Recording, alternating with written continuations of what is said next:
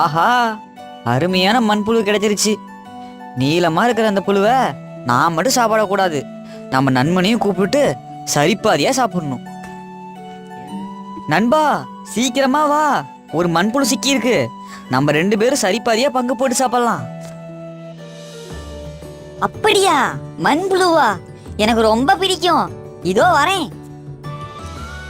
ஐயையோ, 2 சேவல்கிட்ட மாட்டிட்டனே. எப்படியாவது இந்த சேவல்கிட்ட இருந்து தப்பிச்சுக்கணும். நான் தப்பிக்கிறதுக்கு ஒரே வழிதான் இருக்கு. இந்த 2 சேவல்கிட்டையும் சண்டையை மூட்டிட வேண்டியதுதான்.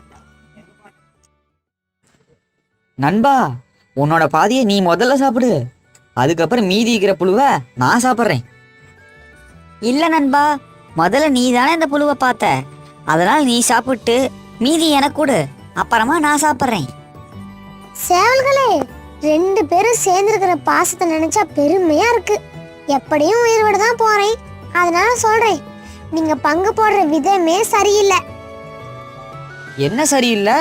பாதியா பிரிச்சு உன்னை திங்கிறது தப்பா? ஆமா, தப்புதான். என்ன முதல்ல பார்த்தது நீதானே, அதுக்கப்புறமேட்டு தானே உன் நண்பனை கூப்பிட்டு என்ன காமிச்ச.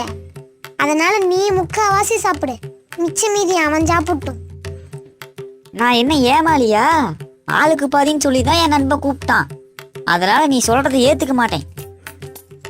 நண்பா, நமக்கு உணவா கிடைக்கிற மண்புழு சொல்றதுதான் சரி. நான் அவசரப்பட்டு சொல்லிட்டேன், மன்னிச்சுக்க. முக்கால் பாதி எனக்கு, கால் பாதி உனக்கு. சரி பாதியே சாப்பிடலான்னு சொல்லிட்டு இப்ப பேச்சு மாத்தி பேசுறியா? இது நியாயமா? நான் சம்மதிக்க மாட்டேன். உன்னோட சம்மதம் ஒன்று எனக்கு தேவையில்லை. ஏன்னா இந்த மண்புழு பார்த்ததே நான். நண்பனான உன்னையும் கூப்பிட்டு பங்கு தரலாம் நினச்சேன். ஆனால் நீ என்னோட கோபத்தை கிளப்புற, அதனால் உனக்கு எதுவுமே தர மாட்டேன், போ. நீ சொன்னா நான் போயிடுவேனா?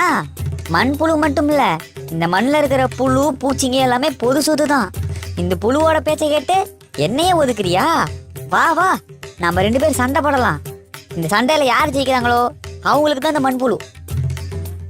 பாடா, 2 சேவலுக்கும் சண்டையை மூட்டு விட்டாச்சு.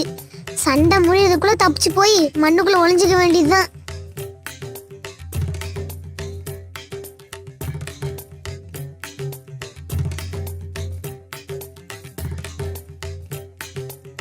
அடே பங்காளி பசங்களா, சண்டையை நிறுத்துங்கடா. அந்த மண்புழு போய் 10 நிமிஷம் ஆகுது.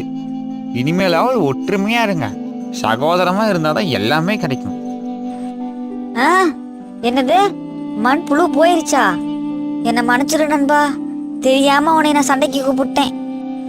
என்னையும் மன்னிச்சிரு நண்பா. நம்ம 2 பேரும் இனிமேல் எது கிடைச்சாலும் ஆளுக்கு பாதியா பங்கு போட்டு சாப்பிட்டுக்கலாம்.